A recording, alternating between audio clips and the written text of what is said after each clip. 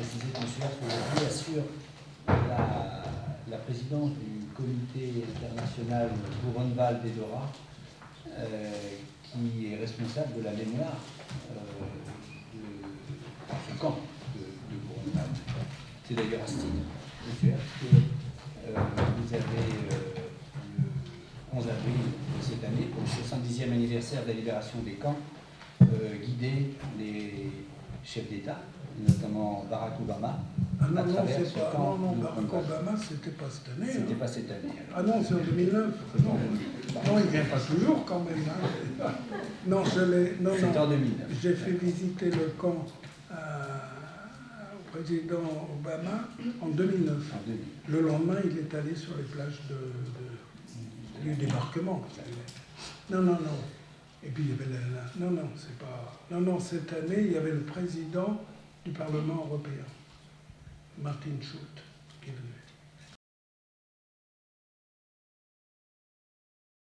Alors, pourquoi suis-je là? C'est que, alors je dois dire que mon frère n'a pas été arrêté parce qu'il était à la campagne à l'époque, c'était le mois de juillet.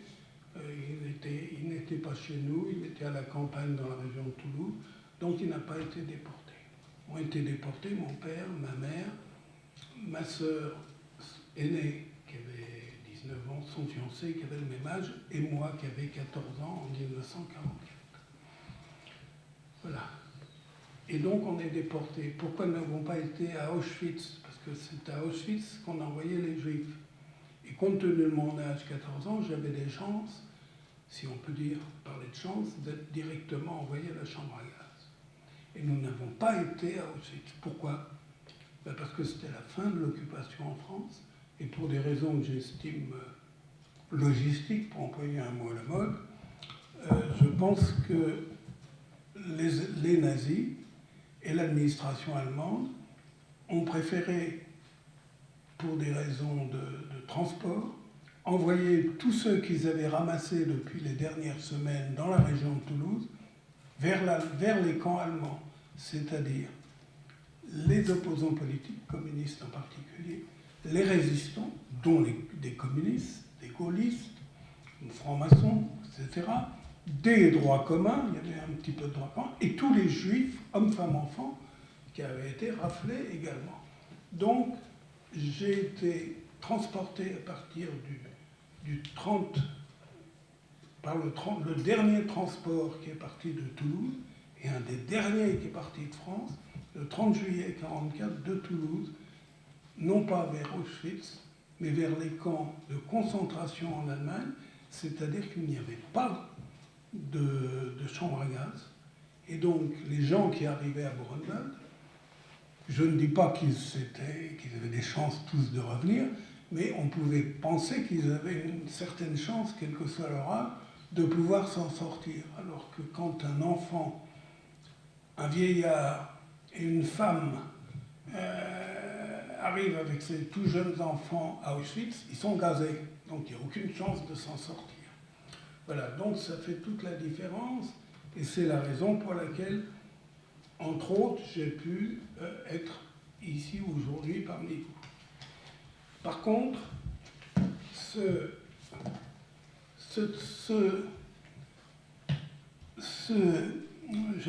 transport a été épouvantable. Voilà. Alors ça, je vous montre, vous les connaissez certainement.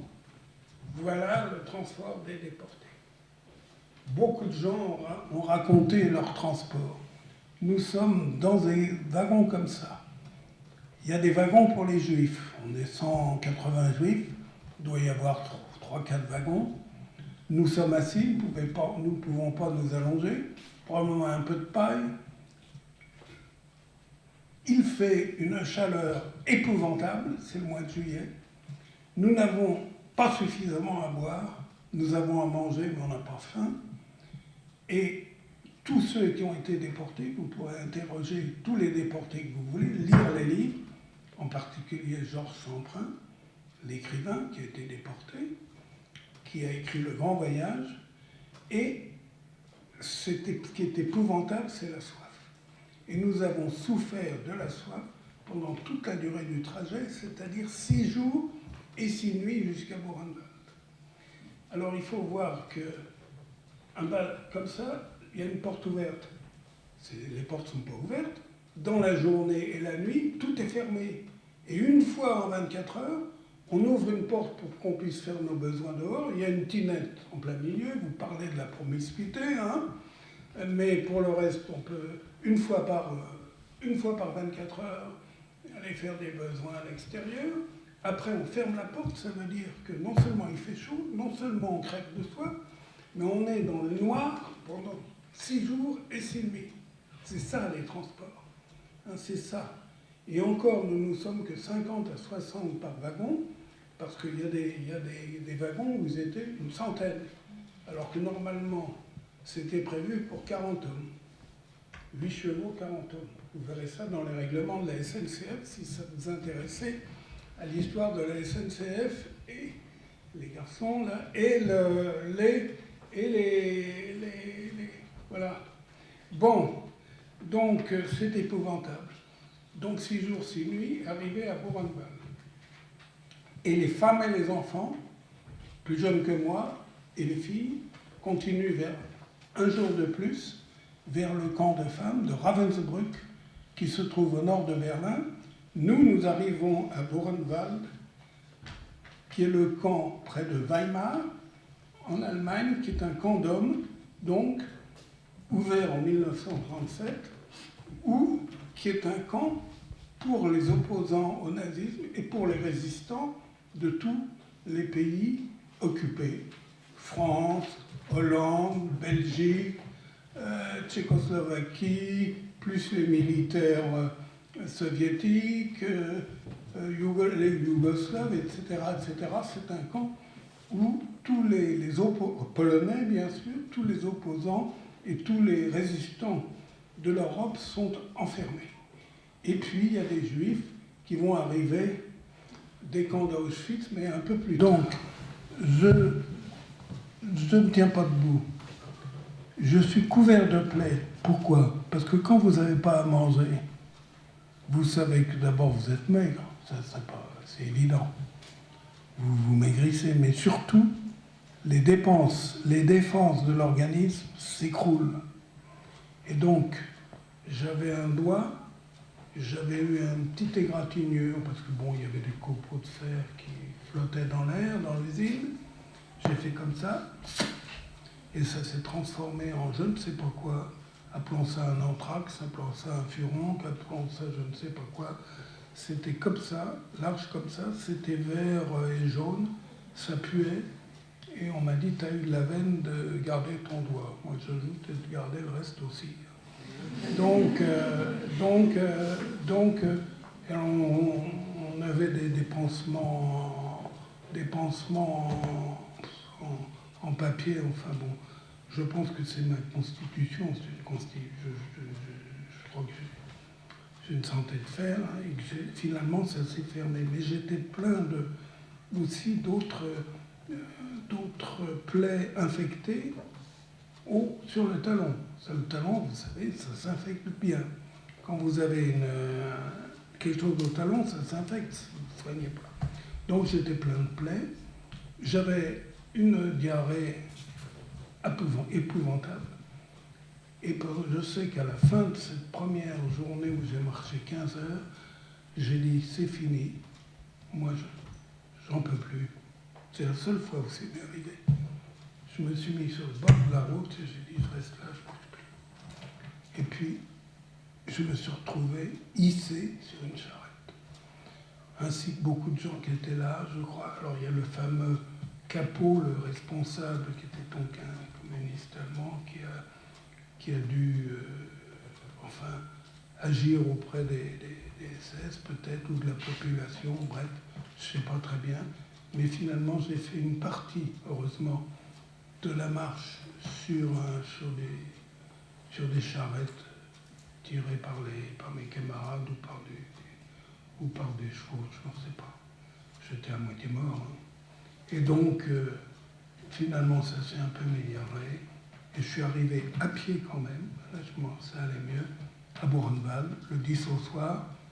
catastrophé parce que je me suis dit, c'est bien, je suis encore en vie, mais on va repartir par d'autres marches de la mort. Parce que pendant qu'on nous rapatriait, disons, de l'ouest vers l'est, vers le centre de Buchenwald était évacué vers l'est, vers je ne sais pas où, plutôt vers le sud d'ailleurs, vers Dachau, vers Munich, le fameux réduit tyrolien où les nazis essayaient de résister.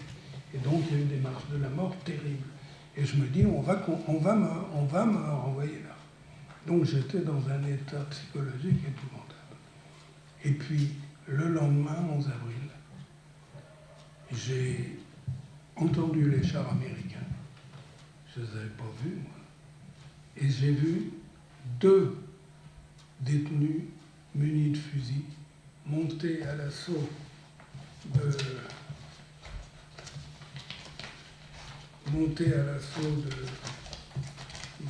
cette fameuse tour, là, je vous l'ai montré, là, de la fameuse entrée du camp, hein, de la fameuse entrée du camp.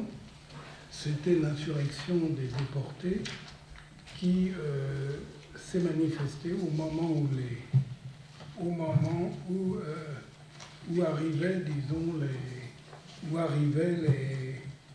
les Américains.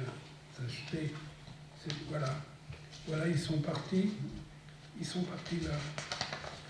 Et alors, ce qui est curieux, ça c'est l'entrée, et ça c'est ce qu'on dit aux gens qui viennent visiter le camp. Il y a marqué 3h15, ça ne bouge pas. C'est l'heure de libération du camp. Et c'est à peu près à cette heure-là que j'ai entendu en même temps les chars américains. C'était pas des chars allemands, il n'y en avait plus. Et je vois 2 gars, ils étaient plus nombreux que ça, moi. La petite partie des détenus qui faisait partie de l'échelon militaire de la résistance clandestine qui a aidé qui est monté là, et les gars qui étaient tout autour de là, il y a des miradors, et ils ont fait prisonnier les gens des miradors. Alors, il n'y a pas eu de mort, mais c'était quand même courageux d'aller chercher les gens dans les miradors. Voilà. Et les Américains ont fait le reste. Voilà. Bon, donc, c'est ça. Et alors ensuite, je suis resté un peu au camp. Voilà. Et quelques jours après, je tiens à le dire quand même parce que c'est important pour nous. Je ne suis pas sûr d'y avoir assisté parce que j'étais tellement fatigué. D'abord, j'ai visité le camp. Figurez-vous que je suis allé au crématoire. C'était terrifiant parce que ça, c'est clean, hein, heureusement, hein, c'est propre. Mais quand j'y étais, il y avait des corps à moitié calcinés dedans. C'est ce que la population de Weimar a vu quand le commandement américain a décidé que la population de Weimar, au-delà de 15 ans ou je ne sais pas quoi, devait visiter le camp pour voir ce que le peuple allemand avait laissé faire. Et donc, moi, je l'ai visité. Alors, le 15, quelques jours après, il y a eu ce fameux serment de Buchenwald. Je tiens à le lire parce que c'est important pour les jeunes. On le fait lire chaque fois que des jeunes visitent le camp. Il y a eu le même à Mauthausen en Autriche. Je ne me rappelle pas y avoir insisté, mais la plupart des camarades que j'ai retrouvés après y avaient assisté. Moi, j'étais le 11 avril, c'était la libération. Le 12 avril, j'étais sur la place d'Appel. On a chanté la Marseillaise. Ça, je peux vous garantir. On a beaucoup chanté la Marseillaise ces jours-ci. Mais moi, celle, je m'en rappelle, c'est celle de la gare de l'Est à l'arrivée, et celle qu'on a chantée sur la place d'Appel ici. Ça, c'est sûr. Voilà. Donc, tout le monde a chanté la Marseillaise, tous les pays. Et voilà. Et quelques jours après, il y a eu ce fameux serment de Buchenwald. C'est-à-dire que les gens qui étaient réunis là, dans 6 langues, en allemand, en anglais, en polonais, en tchèque, en russe et en français, peut-être en espagnol, je ne sais pas, ont solennellement juré le serment de Buchenwald que chaque fois que nous visitons le camp, nous les anciens déportés et ceux qui visitent le disaient. Voilà. Alors je veux leur lire parce que je pense que c'est important. On l'a célébré cette année, en avril, quand on a fêté le 70e anniversaire de la libération des camps. Nous, les détenus de Buchenwald, nous sommes venus aujourd'hui pour honorer les 56 000 prisonniers assassinés à Buchenwald et dans les commandos extérieurs par les brutes nazis et leurs complices. 56 000 des nôtres ont été fusillés, pendus, écrasés, frappés à mort, étouffés, noyés et tués par piqûre. 56 000 pères, frères, fils sont morts d'une mort pleine de souffrance parce qu'ils ont lutté contre le régime des assassins fascistes. 56 000 mères, épouses et des centaines de milliers d'enfants accusent. Nous qui sommes restés en vie et qui sommes des témoins de la brutalité nazie, avons regardé avec une rage impuissante la mort de nos camarades. Si quelque chose nous a aidés à survivre, c'était l'idée que le jour de la justice arriverait. Aujourd'hui, nous sommes libres. Nous remercions les armées alliées, les Américains, les Anglais, les Soviétiques et toutes les armées de libération qui luttent pour la paix et la vie du monde entier.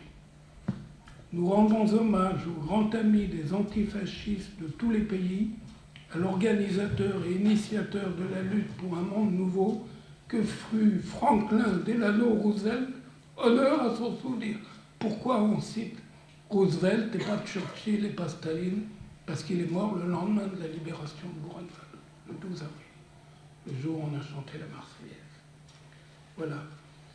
Nous, ceux de Buchenwald, Russes, Français, Polonais, Slovaques et Allemands, Espagnols, Italiens et Autrichiens, Belges et Hollandais, Luxembourgeois, Roumains, Yougoslaves et Hongrois, nous avons lutté en commun contre les SS, contre les criminels nazis pour notre libération. Une pensée nous anime, notre cause est juste, la victoire sera nôtre. Nous avons mené en beaucoup de langues la même lutte dure et impitoyable. Cette lutte a exigé beaucoup de victimes et elle n'est pas encore terminée.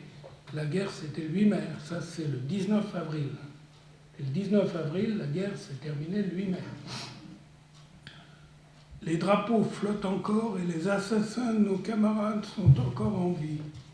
Nos tortionnaires sadiques sont encore en liberté. C'est pour ça que nous jurons sur ces lieux de crimes fascistes devant le monde entier que nous abandonnerons seulement la lutte quand le dernier des responsables sera condamné devant le tribunal de toutes les nations. L'écrasement définitif du nazisme est notre tâche, notre idéal est la construction d'un monde nouveau dans la paix et la liberté. Nous le devons à nos camarades tués et à leurs familles. Levez vos mains et jurez pour démontrer que vous êtes prêts à la lutte. Voilà. Ça a été fait le 19 avril, devant 21 000 personnes à Buchenwald. Et ça, on le lit chaque année. Il y a eu la même chose à Mauthausen, enfin le même genre de serment. C'est la fin qui est importante. Et pour le 70e anniversaire, on a trouvé 6 anciens déportés, ils étaient encore là, ou 7. Un Tchèque, un Russe, un Polonais, un Canadien-Anglais, un Français, un Allemand, bien sûr. Et ils ont redit le serment dans ces 6 langues face à toute la population de Weimar qui était là. Voilà. Je voulais dire ça parce que ça, c'est quelque chose qui nous guide dans nos... Bon, chaque fois, on redit le serment de Buchenwald. Voilà. C'est quelque chose auquel on tient et que les autres camps ont fait aussi. Pas à la même époque. Buchenwald a été le premier camp libéré le 11 avril. Hein, le 11 avril, par exemple, Mauthausen en Autriche, c'est vers le 8 ou le 9 mai. Ravensbrück, c'est fin avril. Hein, voilà. Alors moi, je suis revenu quand même en France le 29 avril et j'ai appris en arrivant que donc ma sœur avait été libérée par la Croix-Rouge suédoise, donc fin avril, et que ma mère était morte à Ravensbrück fin décembre 1944. Donc voilà, on s'est retrouvés 3 orphelins. Voilà. Mais j'ai eu la chance de retrouver pratiquement, du côté de mes oncles et tantes, pratiquement toute la famille. Bonjour, je m'appelle Marie Dufour. J'ai lu votre livre récemment et j'ai lu à propos du capot qui vous a probablement sauvé la vie. Oui. Oui, vous dites qu'il vous a donné du pain à la suite de la mort de votre père.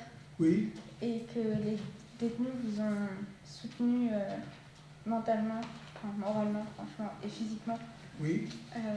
Vous leur devez vraiment la vie, en fait, vous le dites. Oui. D'accord. Et est-ce que vous pouvez nous donner le nom de ce capot ou... Le nom? Oui, le nom de ce capot. Je ne l'ai pas donné dans le livre. Non, le nom, il s'appelle Otto Hermann. Il s'appelle Otto Hermann. C'était, je peux vous dire, nom des capots. C'était Otto Hermann.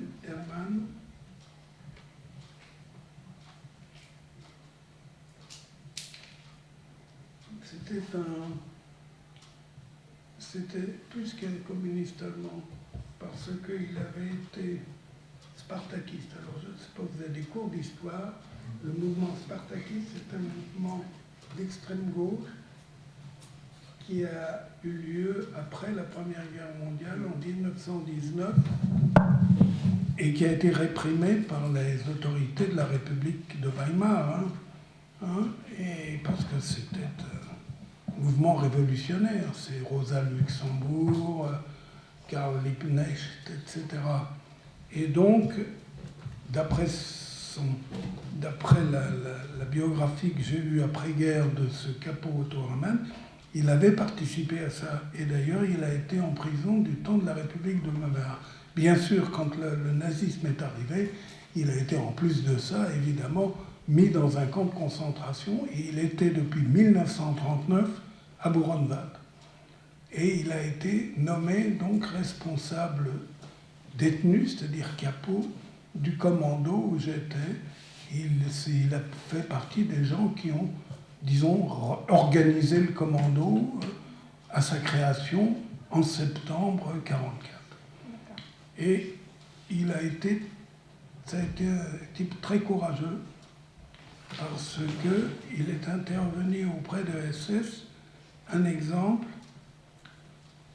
le SS a voulu à un moment donné, en plein hiver, que les appels, au lieu d'avoir lieu dans l'intérieur des locaux, ce qui était possible, soient faits à l'extérieur alors qu'il y avait de la neige. Et le capot a été voir le chef SS du camp et lui a dit, je ne sais pas comment il l'appelait, lieutenant, je ne sais pas s'il était lieutenant ou adjudant, faites ce que vous voulez, mais si vous faites l'appel dehors, vous n'aurez personne au travail le lendemain. Et le SS a cédé.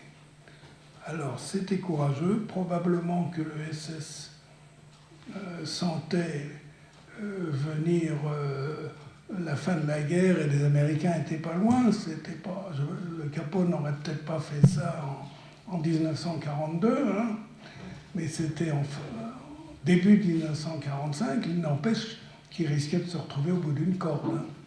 D'accord. Voilà. Et il a fait beaucoup de choses de ce genre. Et voilà. Et il a eu la médaille des justes de l'État d'Israël. C'est-à-dire qu'il a été considéré comme c'est pas qu'il a spécialement aidé les Juifs, il a aidé les gens de son commando. Il se trouve que c'était des Juifs. Bon ben voilà, Donc il y avait des médailles de juste à ce moment-là. En fait, il a été récompensé pour sa solidarité auprès de ses camarades. Il a eu la médaille, à titre posthume. Et j'ai rencontré sa fille après la guerre et sa petite fille. Et lui est mort entre-temps. Il avait repris son activité après la guerre parce que je pense qu'il n'était pas tout à fait satisfait de la manière dont les autorités de l'Allemagne de l'Est géraient la situation. Bon, enfin, ça, c'est la politique.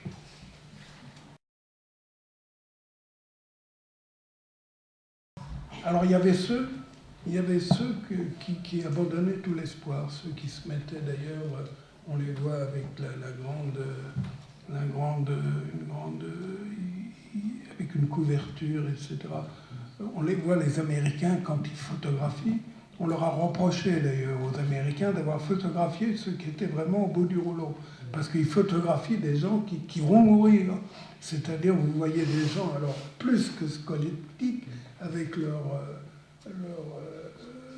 couverture sur le dos, qui ont un regard absolument fou, et visiblement ils vont mourir. Alors ceux-là, oui, ils abandonnent peut-être l'espoir. Mais tout le monde, heureusement, n'était pas dans cet état-là. Voilà, c'est tout ce que je peux vous dire. Je ne suis pas psychologue en plus de ça. Je signale une chose, c'est que personne ne nous a aidés. Quand nous sommes revenus de déportation, ça n'existait pas, les cellules psychologiques. Ça n'existait pas. Ça aurait peut-être été bien quand même. Et vous êtes reparti au travail un an après? Moi, je suis revenu, je dis, je veux revivre. Je ne l'ai pas dit comme ça, mais c'est inconscient. Oui, tout à fait. Et je rajouterai quelque chose qu'on a peut-être du mal à comprendre aujourd'hui, c'est que personne, juste après la guerre en France, n'avait envie de parler de la guerre. Personne. Maintenant, heureusement, il y a la mémoire, parce que les gens en avaient par-dessus la tête de la guerre. Ils avaient quand même subi l'occupation, même s'ils n'avaient pas été dans les camps. Puis l'heure était à fêter la victoire. Ah bah oui, on faisait la victoire. Ouais. Et puis il y avait la musique. Et puis il y avait le swing. On appelait le swing, le jazz, on allait danser. Enfin, mince, on allait danser les airs américains. C'était quelque chose quand même, hein. Heureusement, Bonjour, je m'appelle Marie Verdu. Oui. Et vous avez dit que vous ne serriez pas les échos des avions. Est-ce que dans le camp, il y avait d'autres formes de résistance et est-ce que vous vous en souvenez? Des formes de résistance? Oui. Quelle autre forme? Oui, qu'est-ce que les déportés faisaient pour résister? Écoutez ça, moi je ne l'ai pas vu. Sur le moment, je n'étais pas au courant. Il y avait plusieurs formes de résistance dans les camps. Il y avait plusieurs formes.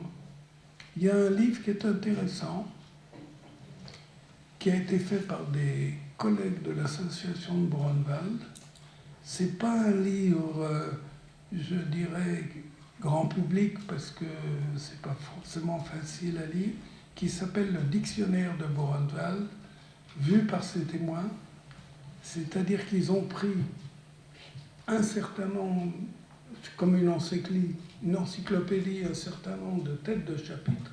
Il y a le chapitre alimentation, il y a le chapitre sévices, il y a le chapitre punition, il y a le chapitre résistance, il y a le chapitre, etc., etc.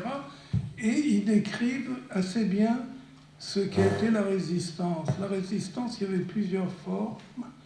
Il y a eu une résistance, je dirais, organisée contre les SS, avec plusieurs buts. Un, améliorer ou éviter la détérioration, du moins, du sort des déportés. C'est-à-dire, c'est la solidarité, la mise en place de la solidarité en faisant en sorte... Alors, c'était très difficile. Pourquoi ? Parce qu'il y a beaucoup de déportés que vous interrogeront, vous diront que dans un camp, et ailleurs d'ailleurs, on ne peut pas sauver tout le monde. Ça veut dire que quand on décide de sauver quelqu'un, moi, je sais que mon père et moi, on a rayé 2 personnes pour nous inscrire vers le commando où j'ai été, qui finalement était un commando où mon père est mort malheureusement, mais moi je suis sorti. Il n'était pas trop dur. Est-ce qu'on a voulu, dans l'ombre, nous protéger? Je ne le saurais jamais. Parce que j'ai le papier dans lequel on est rajouté. Mais je ne sais pas qui a fait ça. Hein? Comprenez, quand on fait de la résistance clandestine, on le crie pas sur les toits. Hein? Donc je sais que... Alors il y a ceci, donc la solidarité, éviter par exemple que...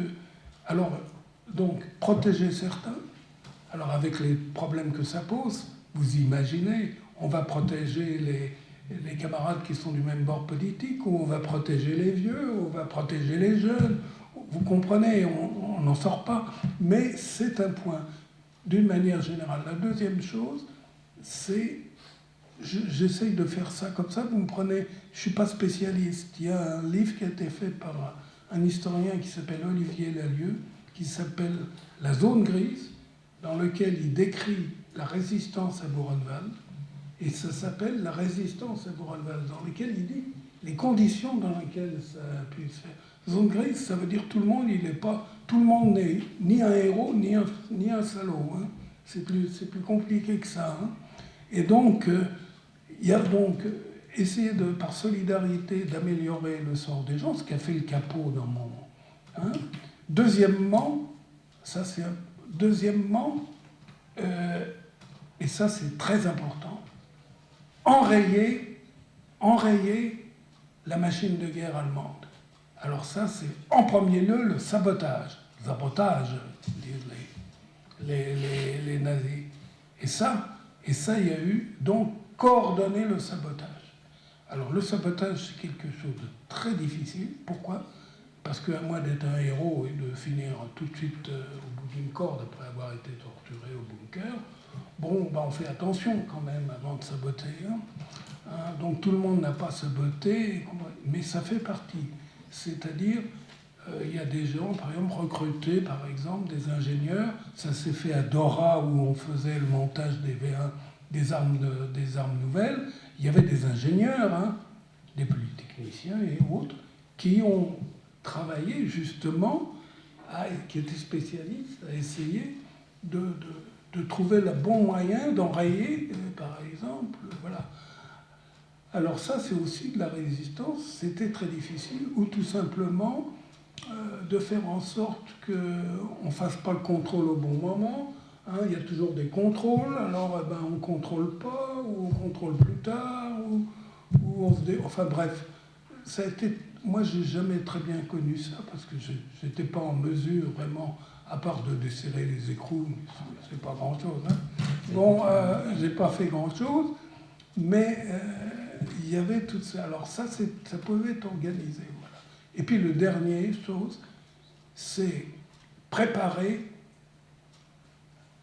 la sauvegarde du camp par une insurrection au cas où les nazis, vers la fin de la guerre, ça c'est la fin de la guerre déciderait de massacrer tout le monde dans le camp. Et ça, c'est une hypothèse qui n'était pas absurde. Hein.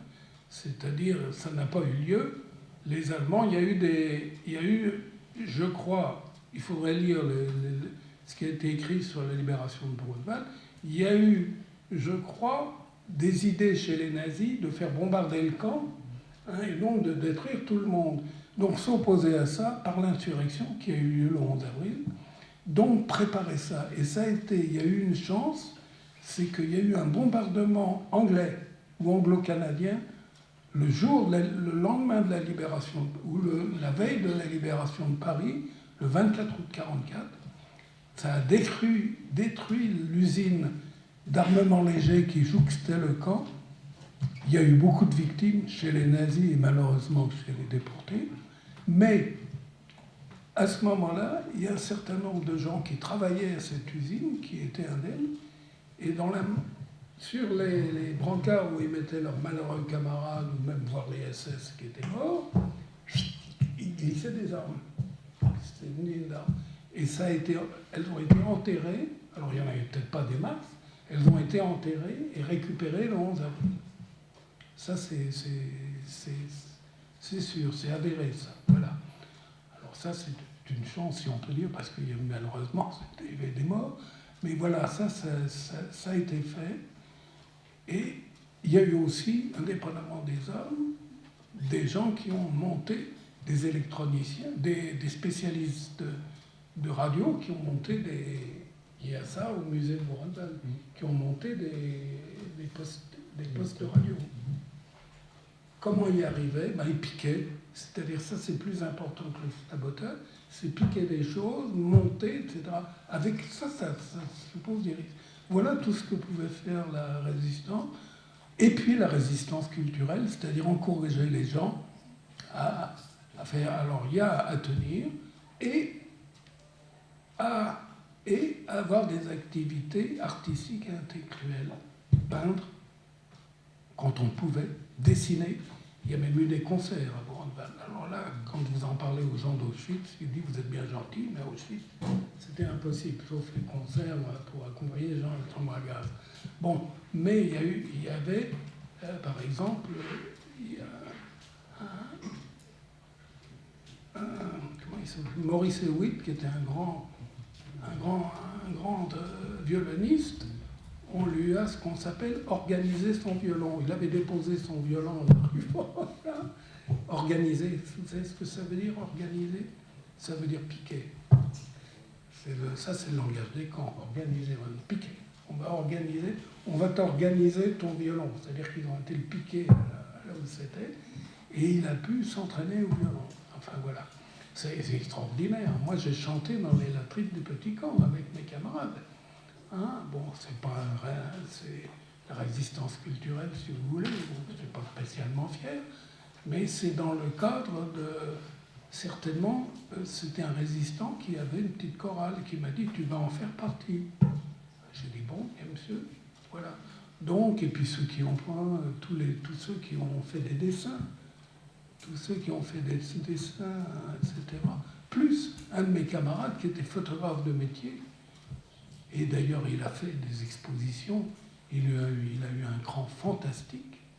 C'est qu'il était, comme il était photographe, il était employé au labo de photographie du camp, par les SS.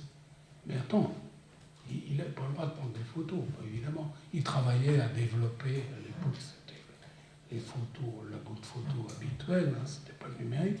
Et donc, il aidait les SS à développer leurs photos. Et un jour, il risquait gros, il a piqué, il s'appelait Georges Angeli, il est mort il y a quelques années, un sacré bonhomme. Il a pris un appareil photo, il l'a mis sous sa veste, là. Il avait, je crois, un ou plutôt deux gars qui faisaient le gars derrière, quand même, bon. Et avec ça sur il a pris des photos du camp avec ça sur le ventre. Et puis quand il a eu les clichés, il a développé les clichés, il les a enterrés, évidemment. Et il ne s'est pas fait prendre, sinon il se fournissait au bout d'une corde. Voilà, évidemment. Bien, merci. Écoutez, merci pour toutes vos questions.